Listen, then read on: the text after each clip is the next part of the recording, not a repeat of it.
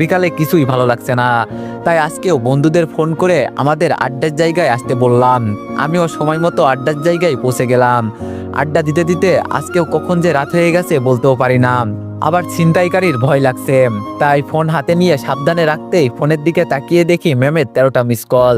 আজ আমারে খাইছে। ফোন সাইলেন্ট ছিল তাই টের পাইনি। আবার ফোন দিয়েছে, আমি রিসিভ করে ভয়ে ভয়ে বললাম, হ্যালো ম্যাম। ম্যাম অনেক রাগান্বিত হয়ে বলল, ওই কুত্তা, তোরে কয়বার ফোন দিয়েছি দেখ। আমি বললাম, সরি ম্যাম, খেয়াল করিনি, ফোন সাইলেন্ট ছিল। ম্যাম বলল, তা আপনি কোন মহাকার্যে কোথায় আছেন স্যার শুনি, যে ফোন সাইলেন্ট করে রাখতে হবে আপনার? আমি বললাম, বন্ধুদের সাথে আড্ডা দিতেছি। ম্যাম বলল, কি এত রাতেও আড্ডা? এখনো বাসায় যা বলতাছি, না হলে আমি আর তোর সাথে কথা বলবো না। আমি বললাম, না না যাচ্ছি। ম্যাম বলল, বাসায় গিয়ে খেয়ে লক্ষ্মী ছেলের মতো আমায় ফোন দিবে। আমি বললাম, ঠিক আছে। ম্যাম বলল, রাখছি বলেই কেটে দিল। কেন জানি না ম্যামের সাথে কথা বলতে কেমন ফিল হয়, ওনার সামনে দুধে ভাতে হয়ে যায়। আর দেরি না করে ভয়ে ভয়ে বাসায় চলে আসলাম। বাসায় আসতে আম্মু বলল, কিরে আজকে অত দেরি করলি, তোর শিক্ষা হয়নি তাই না? আমি বললাম, সরি আম্মু, আর হবে না। আম্মু বলল, যা ফ্রেশ হয়ে আয়, আমি খাবার দিচ্ছি। আমি বললাম, ওকে। তারপর ফ্রেশ হয়ে খাওয়া দাওয়া করে রুমে আসলাম। এসে আবার ম্যামকে ফোন করলাম। হ্যালো।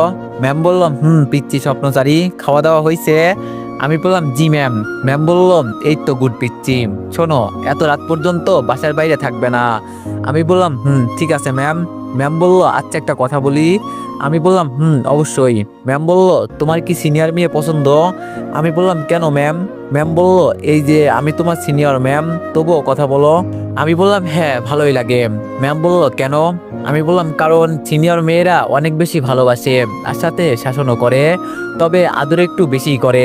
ম্যাম বলল, পিচ্চিটা তো অনেক পাকনা আর অনেক দুষ্টু। আমি বললাম, দুষ্টু না হলে ভালোবাসবো কেমনে, আর রোমান্টিক কবিতাই বা লিখবো কেমনে? ম্যাম বলল, তাই তো। আমি বললাম, আচ্ছা ম্যাম রাখছি, কাল কথা হবে, আমার খুব ঘুম পাচ্ছে। ম্যাম বলল, আল্লাহ হাফেজ, লক্ষ্মী ছেলের মতো ঘুমিয়ে পড়ো। আমি বললাম, বলেই ফোন কেটে দিলাম। তারপর কিছুক্ষণ পরই ঘুমিয়ে পড়লাম।